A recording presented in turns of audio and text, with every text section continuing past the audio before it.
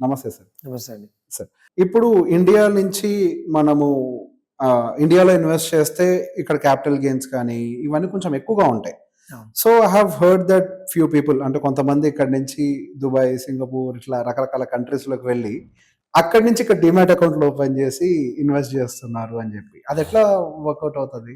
So, మనకి Indian resident అయితే గనుక మీకు తెలిసినట్టుగా టాక్స్ పాయింట్ ఆఫ్ వ్యూలో హ్మ్. మీకు ఎక్కడ ఇన్‌కమ్ వచ్చినప్పటికి కూడా హ్మ్. అక్రాస్ ద గ్లోబ్ హ్మ్. ఇండియాలో it is subject to talks. Yes. అదే మీరు ఒక ఎన్ఆర్ఐ అయితే గనుక నాన్ హ్మ్. రెసిడెంట్ హ్మ్. From talks point of view అయితే గనుక మీకు ఇండియాలో వచ్చిన ఏదైతే ఇండియా సోర్స్ ఇన్‌కమ్ ఏదైతే ఉందో హ్మ్. దానిపైన మాత్రమే టాక్స్ ఉంటుంది. ఇది కాకుండా బయట వచ్చే ఇన్‌కమ్ ఏదైతే ఉంటుందో హ్మ్. ఎన్ఆర్ఐ అయింది కాబట్టి మీకు బయట ఇన్‌కమ్ ఆ రెస్పెక్టివ్ కంట్రీ యొక్క టాక్స్ మాత్రమే అప్లికబుల్ అవుతుంది కానీ ఇండియా టాక్స్ పడదు. That is the basic rule. So, ఆ ప్రాసెస్‌లో ఎవరైనా ఇండియన్స్ బయటకెళ్ళి ఎన్ఆర్ఐ అయితే గనుక నాన్ రెసిడెంట్ అయితే అప్పుడు బయట ఇన్వెస్ట్‌మెంట్స్ నుంచి వచ్చిన ఇన్‌కమ్ బయట సబ్జెక్ట్ టు టాక్స్ కానీ ఇండియాలో కాదు. కానీ ఇండియాలో మీరు ఇన్వెస్ట్‌మెంట్ చేసి హ్మ్. ఇండియాలో గనుక మీకు ఇన్‌కమ్ వస్తుంటే గనుక హ్మ్. అది మీరు రెసిడెంట్ అయినా, నాన్ రెసిడెంట్ అయినా ఇండియాలో టాక్స్ పడుతుంది. Oh! Okay. That you cannot avoid. కానీ మీరు నాన్ రెసిడెంట్ కాబట్టి మీరు యూఎస్‌లో ఉన్న స్టాక్స్‌లో కానీ హ్మ్. లేదా దుబాయ్‌లో ఉన్న రియల్ ఎస్టేట్‌లో కానీ ఇట్లాంటి వాటిలో ఇన్వెస్ట్‌మెంట్ చేస్తే హ్మ్. దుబాయ్ గానీ బయట కంట్రీలో ఉన్న బిజినెసెస్‌లో ఇన్వెస్ట్‌మెంట్ చేస్తే హ్మ్. దాని నుంచి వచ్చే income there is hmm. No tax. Okay. బయట నుంచి వచ్చే ఇన్‌కమ్. బయట నుంచి వచ్చే ఇన్‌కమ్. దుబాయ్‌లో ఇండివిడ్యువల్స్ పైన టాక్స్ లేదు. Dubai is a talks free country for yes. Individuals. Okay. UAE is India free and country. ఈ దుబాయ్ మధ్యలో గూడా ఈ double taxation treaty. Double taxation avoidance agreement ఉంది. అవును. ఆ! దాని ప్రకారం మీకు టీడీఎస్‌లు గానీ ఏవైతే ఉంటాయో అది తక్కువ రేట్‌లో డిడక్ట్ చేస్తారు. ఓకే. ఫర్ ఎగ్జాంపుల్ డివిడెండ్స్ వచ్చినప్పుడు ఎన్ఆర్ఐ ఉండి మీకు ఒక డివిడెండ్ వచ్చింది ఇండియన్ హ్మ్. కంట్రీ నుంచి. హ్మ్. దానిపైన రెగ్యులర్ ఇప్పుడు ఇక్కడైతే ఏంది regular income tax rates applicable అవుతాయి కదా! Hmm. 25, 30, 20 or 25% whatever is there. Depending upon the rate. కానీ అదే డీటీఏ కింద మనం చూస్తే గనుక 5% టీడీఎస్ మాత్రమే చేస్తారన్నమాట. ఓకే. తక్కువ అమౌంట్ ఆఫ్ టీడీఎస్ జరుగుతుంది. ఓకే. బట్ ఫైనల్‌గా మీకు టాక్స్ వచ్చేసి మళ్ళీ సేమ్. ఇండియాలో ఉంటే ఎంతైతే టాక్స్ పడుతుందో అంతే టాక్స్ పడుతుంది. ఓకే. ఎందుకంటే ఇండియాలో వచ్చిన సోర్స్ ఇన్‌కమ్ కాబట్టి టీడీఎస్ రేట్ తక్కువ అవుతుంది. ఓకే. బట్ మీకు ఫైనల్‌గా మీకు అసెస్‌మెంట్‌లో ఇంక్లూడ్ చేసే అమౌంట్ రెగ్యులర్‌గానే చేయాల్సొస్తుంది ఓకే. కంపెనీస్‌లో. ఓకే. ఓకే. సో, ఆ డిఫరెన్స్ ఏముండదు. Okay. So, that's the only TDS ఒకటి తక్కువ అవుతుంది. అచ్చా! ఓకే. మీకు ఆల్రెడీ టాక్స్ ప్లానింగ్ ప్రకారం తక్కువ అమౌంట్ ఆఫ్ టాక్స్ కట్టేది ఉందనుకోండి. అప్పుడు ఆ తక్కువ అమౌంటే కడతారు మీరు. ఓకే. రైట్. టీడీఎస్ పోంగా. ఓకే. అదే ఈ రేట్ లేదనుకోండి, రెడ్యూస్ రేట్ లేకుంటే గనుక మీకు ఎక్కువ అమౌంట్ ఆఫ్ టీడీఎస్ ఉండేది. ఓకే. ఓకే. రైట్. ఈ డబుల్ టాక్సేషన్ అవాయిడెన్స్ అగ్రిమెంట్ ఉన్నప్పుడు తక్కువ అమౌంట్ ఆఫ్ టీడీఎస్ పడుతుంది. ఓకే. చివరికి మీరు కంప్లీట్ చేసుకొని ఎంతైతే రైట్ అమౌంట్ ఆఫ్ టాక్సో అది కడతారు. అది కట్టుకోవాలి. Okay. I understand. So, that is the difference. Okay. But at the same time మీరు ఎన్ఆర్ఐ ఉండి బయట ఇన్వెస్ట్ చేశారనుకోండి. ఫర్ ఎగ్జాంపుల్ మీరు దుబాయ్‌లో ఉండి హ్మ్. నాన్ రెసిడెంట్ ఆఫ్ ఇండియా మీరు యూఎస్ స్టాక్స్‌లో ఇన్వెస్ట్ చేశారు. అప్పుడు ఏమైతుందంటే దానిలో వచ్చే డివిడెండ్స్ ఏవైతే ఉంటాయో హ్మ్. దానిపైన యూఎస్‌లో ఏదైతే టాక్స్ ఉంటుందో 20-25% whatever. Dividend is an income. That is an income. Hmm. So, యూఎస్‌లో మీకు ఆ 20 ఆర్ 25% టాక్స్ అది పడుతుంది. హ్మ్. అది పోగా మిగిలిన అమౌంట్ ఏదైతే ఉందో మీరు దుబాయ్‌లో నాన్ రెసిడెంట్‌గా ఉన్నారు కాబట్టి ఇంకా వేరే టాక్స్ ఏమి ఉండదు. అదే మీరు ఇండియాలో ఉండుంటే యూఎస్ టాక్స్ పడుతుంది, ఇండియా టాక్స్ పడుతుంది. డబుల్ టాక్స్ పే చేయాలి. డబుల్ టాక్స్ పే చేయాలి. మీరు కొంత క్రెడిట్ తీసుకోవచ్చు. Okay. Right. Credit talks rate వస్తది. తీసుకోవచ్చు. టాక్స్ క్రెడిట్ వస్తది. కానీ అదే దుబాయ్‌లో ఉంటే మీకు ఆ డబుల్ టాక్సేషన్ పడదు. ఏదైతే యూఎస్‌లో టాక్స్ ఉందో అది మాత్రమే అప్లికబుల్ అవుతుంది. బట్ ఒకవేళ మీరు క్యాపిటల్ గెయిన్స్ అనుకోండి. ఆ! క్యాపిటల్ గెయిన్స్‌లో అయితే గనుక యూఎస్‌లో దేర్ ఇస్ నో టాక్స్. యూఎస్‌లో స్టాక్స్‌లో పెట్టిన ఇన్వెస్ట్‌మెంట్‌లో ఫర్ క్యాపిటల్ గెయిన్ ఉంటాయి. అందరికా? ఎన్ఆర్ఐస్ అండ్ యూఎస్‌లో ఉండే అందరికి. ఓహ్! యూఎస్ సిటిజన్స్‌కి వాళ్ళకి అప్లికబుల్ అవుతుంది. ఓకే. బట్ మనకి అంటే మన ఇక్కడి నుంచి చేస్తే. చేస్తాయి. ఆ! ఇండియన్స్ ఇండియాలో గానీ లేదంటే దుబాయ్ నుంచి గానీ ఇన్వెస్ట్‌మెంట్ చేస్తే ఓకే. క్యాపిటల్ గెయిన్ పైన టాక్స్ లేదు. ఓకే. రైట్. ఒకవేళ మీరు ఇండియాలో ఉండి ఉంటే గనుక ఆ! యూఎస్‌లో క్యాపిటల్ గెయిన్ పైన టాక్స్ లేదు. ఓకే. బట్ ఇక్కడ మీకు పడేది. ఓకే. ఇక్కడ కడతాం మనం ఇండియాలో కడతాం. Capital gains. అదే మీరు దుబాయ్‌లో ఉండి నాన్ రెసిడెంట్ అయిందనుకోండి there is no tax. In case of bitcoin? Bitcoin కూడా అంతే సేమ్. ఎనీ బిట్‌కాయిన్ గానీ క్రిప్టో క్రిప్టో కరెన్సీస్ గానీ దుబాయ్‌లో ఉంటాయి కనుక దేర్ ఇస్ నో టాక్స్. ఇండియాలో అయితే దాదాపు 30% అనుకుంటా ఫ్లాట్. ఇండియాలో మనకు ఫ్లాట్ 30% ఉంది. ఓకే. అదే దుబాయ్‌లో అయితే there is no tax. Okay. If someone is investing in crypto currency, if you are non resident and living in Dubai, okay. మీకు వేరే టాక్స్ ఏం లేదు.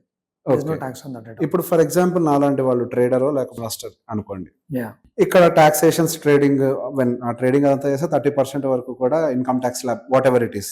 యాహ్! 15, 20, 30 ఏ స్లాబ్‌లోకి వస్తే ఆ స్లాబ్ పే చేయాల్సి ఉంటది. రైట్. ఈ ట్రేడింగ్ బిజినెస్‌లో అసలు ప్రాఫిట్ సంపాదించడమే కష్టం. మళ్ళా ప్రాఫిట్‌లో వచ్చిన దాంట్లో ఇన్‌కమ్ టాక్స్ కట్టాలి అని అంటే ఇంకా ఫైనల్‌గా మిగిలేది పీనట్సే. కరెక్ట్.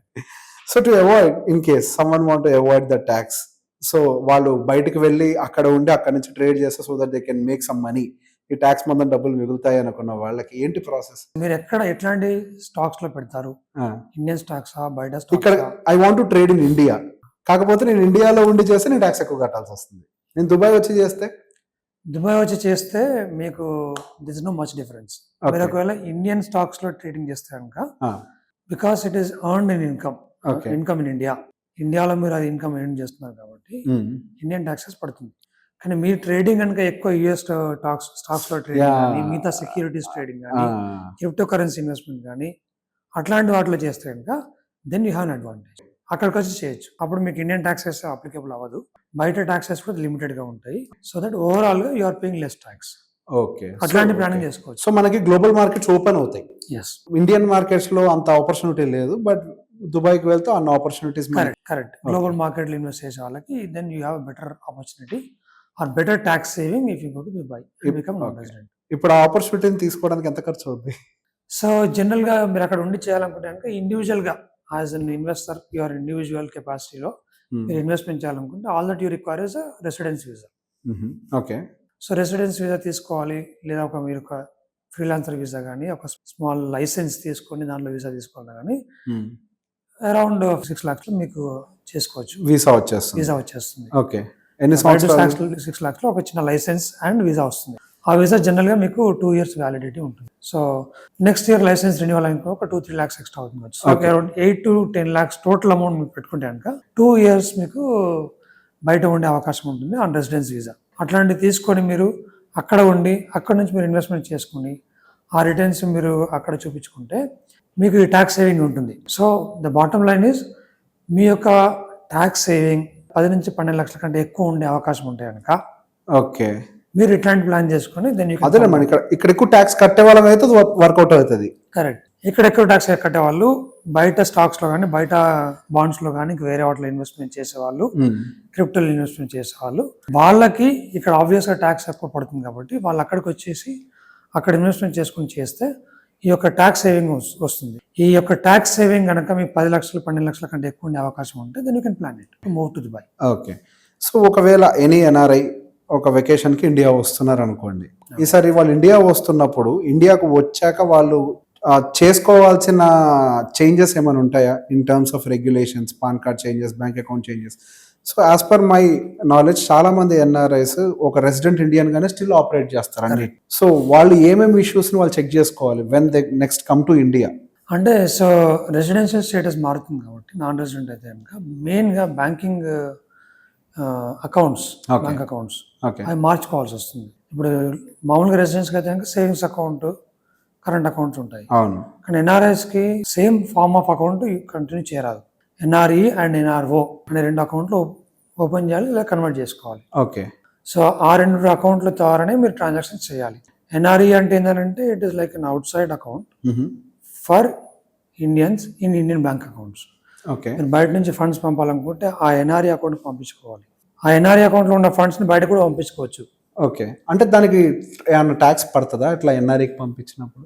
జనరల్‌గా మీరు బయట నుంచి పంపే అమౌంట్‌కి ఆ! There is no tax. నాకు income tax, conversion and all. అట్లాంటిది ఏం లేదు. ఓకే. రైట్. కన్వర్షన్ టాక్స్ అట్లాంటిది ఏం లేదు. ఓకే. ఓన్లీ ఏంటంటే మీరు ఆ సోర్స్ రైట్ సోర్సా కాదని చూపించాల్సి వస్తుంది. అంతే. ఓకే. రైట్. మీరు ఏ సోర్స్ నుంచి వచ్చిన ఇన్కమ్ అది ఎక్కడి నుంచి పంపిస్తున్నారు. ఆ అమౌంట్ ఇక్కడ వచ్చేప్పుడు దేర్ ఇస్ నో టాక్స్. హ్మ్. ఇక్కడ తెచ్చిన తర్వాత if you are investing in somewhere and from there you are getting income. మీరు ఇక్కడ వచ్చిన తర్వాత ఈ అమౌంట్ వేరే ఎక్కడ ఇన్వెస్ట్ చేశారు, అక్కడ నుంచి ఇన్కమ్ వస్తే అప్పుడు ఆ ఇన్కమ్ ట్యాక్స్ అవుతుంది. I understood. ఓకే. ఇందాక మనం బ్యాంక్ అకౌంట్ గురించి మాట్లాడుతున్నాం కాబట్టి Yes. ఎన్ఆర్ఈ అకౌంట్ అనేది ఏంటంటే ఎన్ఆర్ఈ అకౌంట్ బయట నుంచి మీరు ఫండ్స్ పంపించుకున్నప్పుడు ఆ అకౌంట్లోకి వస్తుంది. ఆ అకౌంట్స్లో ఉంచుకున్నంత వరకు amount it is as good as having out side అనమాట. అచ్చా! ఆ! బయట ఉన్న అమౌంట్ లాగానే ట్రీట్ చేయబడుతుంది అవుట్ ఆఫ్ ఇండియా. ఇన్వెస్ట్ చేయనంత వరకు. మీరు దాన్ని మళ్ళీ ఎన్ఆర్ఓ అకౌంట్కి కన్వర్ట్ చేయనంత వరకు it is as good as out side. మీరు మళ్ళీ అక్కడ నుంచి బయటకు పంపించుకోవడానికి పంపించుకోవచ్చు. ఈజీగా అయిపోద్ది. ఈ రిస్ట్రిక్షన్స్ ఏమి ఉండవు ఎన్ఆర్ఈ అకౌంట్లో ఉంటాయండి. అక్కడ నుంచి ఎన్ఆర్ఓ అకౌంట్కి వస్తే కనుక then it is as good as saving account for non residents. Okay. ఎన్ఆర్ఐస్కి సేవింగ్ అకౌంట్ లాగా ట్రీట్ చేయబడుతుంది NRO account. Right. In case sir ఇప్పుడు ఏదైనా ల్యాండ్ పర్చేస్ చేయాలనుకోండి. ఎన్ఆర్ఈ అకౌంట్ నుంచి పే చేయాలా, ఎన్ఆర్ఓ నుంచి పే చేయాలా? ఎన్ఆర్ఓ అకౌంట్కి మీరు ఎన్ఆర్ఈ నుంచి వస్తుంది కదా, యా. సో ఎన్ఆర్ఈ అకౌంట్ నుంచి మనం పంపొచ్చు, లేదా ఎన్ఆర్ఈ నుంచి ఎన్ఆర్ఓకి తెచ్చుకొని అక్కడ నుంచి పంపొచ్చు. సో ఇన్ కేస్ ఇప్పుడు అక్కడ నుంచి డబ్బులు పంపించి కొన్నాము, okay, the source of the money బయట నుంచి వచ్చింది అది. సో బేసిక్గా మళ్ళీ ఆ ల్యాండ్ని అమ్మేశారు తర్వాత. సో ఇన్వెస్ట్మెంట్ బయట నుంచి వచ్చి ఇక్కడ పెట్టింది కాబట్టి అది ఇండియన్ మనీగా ట్రీట్ చేయబడుతుందా బ్యాక్కి తీసుకెళ్లేటప్పుడు, లేకపోతే బయట నుంచి వచ్చిన డబ్బులుగానే ట్రీట్ చేయబడుతుందా? జనరల్గా ఇండియన్ మనీ లానే ట్రీట్ చేయబడుతుంది. ఓకే. ఓన్లీ ఎక్సెప్షన్ ఏంటంటే మీరు బయట నుంచి వచ్చిన అమౌంట్ కనుక మీరు ఇక్కడ ఇన్వెస్ట్మెంట్ చేసి మళ్ళీ తీసుకెళ్లాలంటే కనుక there is upper limit. Oh okay. ఇప్పుడు ఇందాక మీరు $250,000 అని చెప్పుకున్నాం కదా, 2,50,000. అవును. కానీ ఇట్లాంటి సోర్స్ అయితే కనుక మీరు బయట నుంచి ఎన్ఆర్ఐగా ఉన్నప్పుడు తెచ్చిన అమౌంట్ మళ్ళీ మీరు తీసుకెళ్తే కనుక ఇప్పుడు 250,000 బదులుగా $1 million వరకు లిమిట్ ఉంది. అంటే 8.5 కోట్లు సుమారుగా. సో ఆ లిమిట్ పెరుగుతుంది. Still need to take approval, still need to demonstrate why you are going to take this back and all. కానీ ఆ లిమిట్ పెరుగుతుంది, ఆ డిఫరెన్స్ ఉంది, but rest of the things are same. Okay. So చాలా మంది ఏం చేస్తుంటారంటే ఆ డబ్బుల్ని ఏదో ఫాదర్ అకౌంట్కి పంపించి ఆ ఫాదర్ అకౌంట్ శాంక్షన్ కొనిపించడం ఇట్లాంటివన్నీ చేస్తూ ఉంటారు.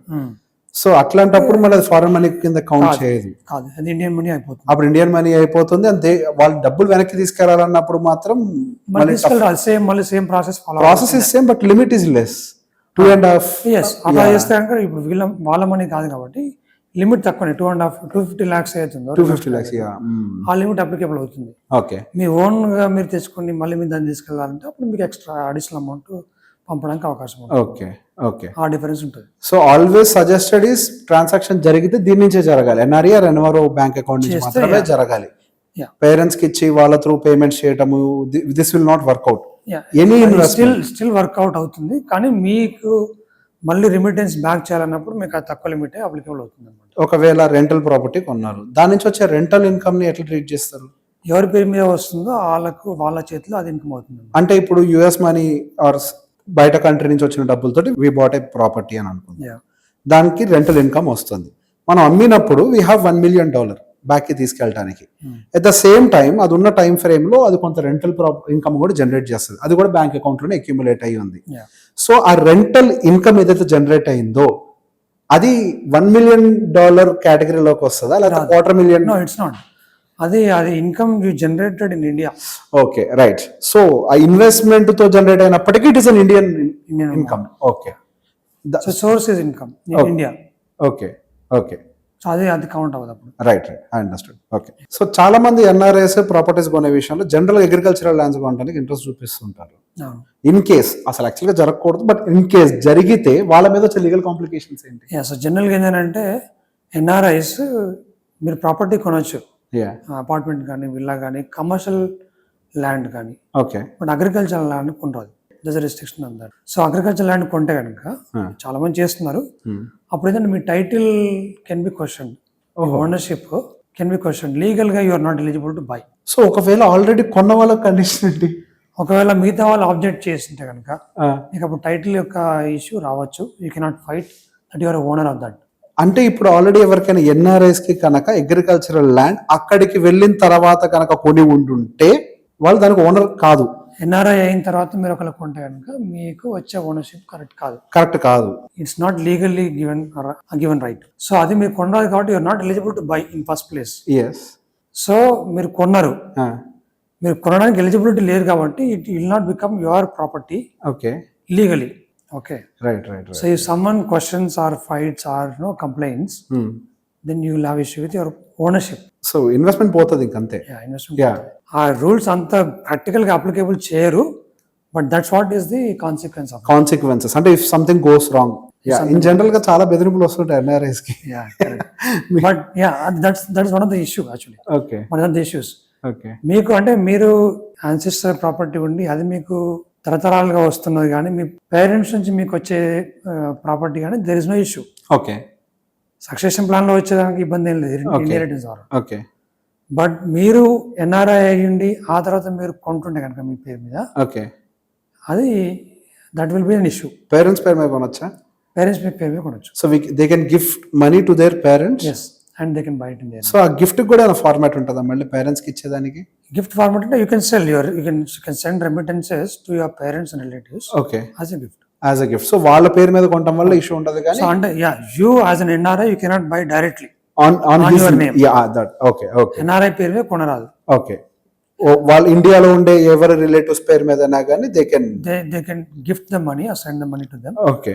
వాళ్ళ పేరు మీద కొనొచ్చు ఎందుకంటే వాళ్ళు ఎలిజిబుల్. ఇన్ కేస్ వాళ్ళు అట్లనే కొన్నారు, ఆ తర్వాత తనంతరం మళ్ళీ ప్రాపర్టీని అమ్మేశారు, సో ఈ పేరెంట్స్ మళ్ళీ డబ్బులు వాళ్ళకి పంపిస్తారు, అగైన్ అది గిఫ్ట్ అవుతుంది. గిఫ్ట్కి మళ్ళీ ట్యాక్స్ ఉంటుందా? గిఫ్ట్ ట్యాక్స్ లేదు. గిఫ్ట్కి ట్యాక్స్ లేదు. ఇండియాలో కాదు, వాళ్ళు బయట కంట్రీలో ఉన్నారు. రెస్పెక్టివ్ కంట్రీని బట్టి ఉంటుంది అది ఏ రకంగా. యూఏఈలో ఉందా gift tax? There no tax. Individual income tax లేదు. అచ్చా, గిఫ్ట్ అయినా కానీ ట్యాక్స్ ఏం లేదు. There no tax. So okay, it is flexible actually. Flexible and significant amount of transactions చేస్తుంటాక then you have to consult lawyer, legal opinion తీసుకొని చేయాల్సి వస్తుంది. ఓకే. ట్యాక్స్ పాయింట్ ఆఫ్ వ్యూలో you don't have complications as long as మీరు ఇండియాలో earn చేసే income పైన tax కడుతుంటాయి. ఓకే. బట్ మిగతా ఓనర్షిప్, టైటిల్, లీగల్ కాంప్లికేషన్స్ అవి అప్పుడు లీగల్ పాయింట్ ఆఫ్ వ్యూ ఆలోచించాలి. Okay. So thank you very much sir. So చాలా ఇన్ఫర్మేషన్ ఇచ్చారు. అండ్ వీల్ అగైన్ మీరు మళ్ళీ ఇండియా వచ్చినప్పుడు ఒకసారి కూర్చుంటే I will come up with more NRI related questions and we have to address many issues. చాలా మంది ఎన్ఆర్ఐస్ తెలియక చాలా తప్పులు చేస్తున్నారు.